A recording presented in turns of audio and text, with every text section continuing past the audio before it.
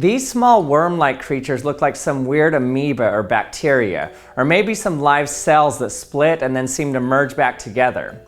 But what you're seeing isn't actually alive. These are actually drops of ethanol. But I'm applying a certain vibration to them that makes the normally circular drops form worm-like structures. When I showed this video to my kids, they wouldn't believe me that these were not actually alive.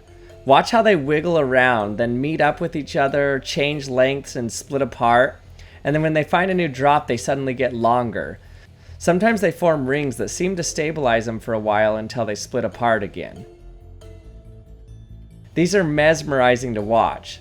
Let me tell you about this mysterious phenomenon and the special vibrations needed to make this happen. And before we continue, these experiments always make me hungry. So I'd like to thank the sponsor for this video, HelloFresh. With HelloFresh, you can skip the grocery store and take control of your time and budget with delicious recipes, delivered right to your door. You'll love how fast and easy and affordable it is to whip up a restaurant-quality meal right in your own kitchen. HelloFresh's latest line of meals feature robust flavors and filling portions, and they're ready in less than 15 minutes most of the time.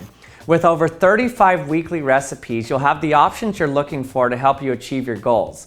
Choose calorie-smart and carb-smart recipes, or even customize select meals by swapping proteins or sides, or upgrading your proteins or adding a protein to a vegetable dish. And what's even better is that HelloFresh helps you save money all year round.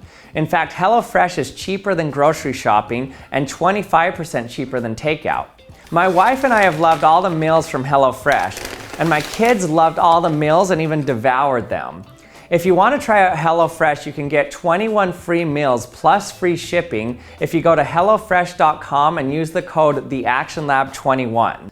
So thanks again to HelloFresh for sponsoring this video. Now let's get back to the experiment. In 1831, Michael Faraday found that when you vibrate liquid up and down quickly, the surface that's normally flat suddenly becomes unstable and forms standing waves on the surface of the liquid.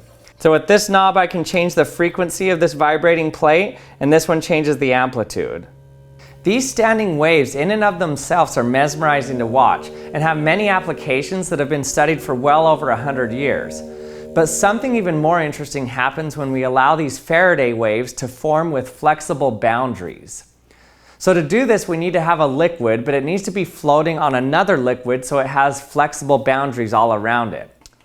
So the way to get this to work is you want the liquid that's floating at the top to have a different resonant frequency than the liquid it's floating on.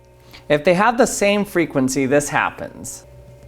See, with these two liquids, the resonant frequencies of both of them are too close together, and so you don't just get the Faraday waves in the ethanol, but you get it in the oil as well.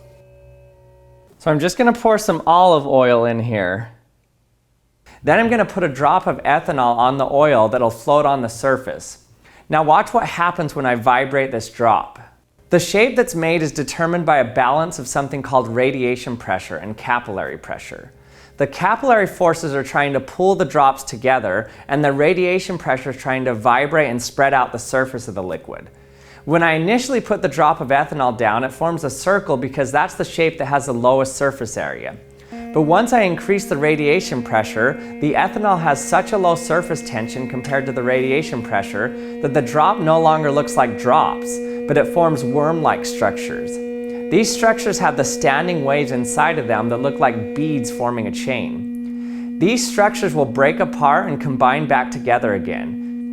It's amazing to see the radiation pressure just completely overwhelm the capillary force response to form these fingers that instantly extend and transform this near spherical drop into spaghetti. After a while, the beads on the liquid chain will split apart, float around, and even recombine back together, giving the illusion that these are actually alive. This looks so cool.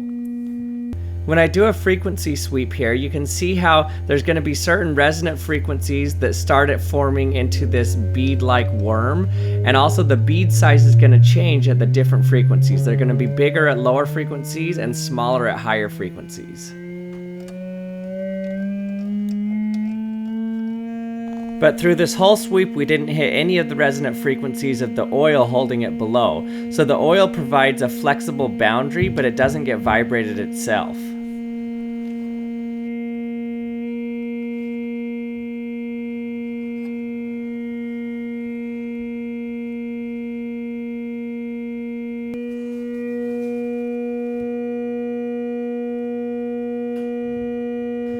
And thanks again for watching another episode of the Action Lab. I hope you learned something from it. If you did, don't forget to subscribe to my channel if you haven't subscribed yet. Or you can check out theactionlab.com to see the Action Lab experiment boxes, and I have an experiment book there as well. And thanks again for watching, and we'll see you next time.